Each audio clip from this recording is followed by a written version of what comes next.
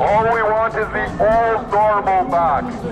We don't want to be prisoners. We don't want to be slaves. We are divine human beings, and so are you. We are all essential. We are not slaves. We do not want to breathe from a bacteria mask.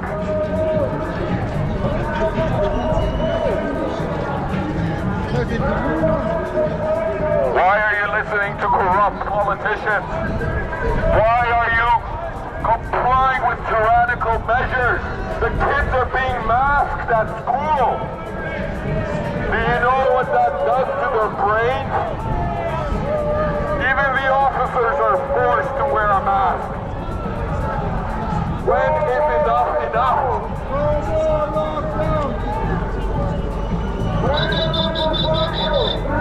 This is not China, it's not North Korea, this is Canada, and we live in a free country.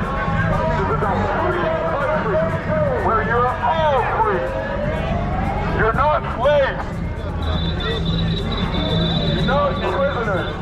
You all can take off the mask and wait to do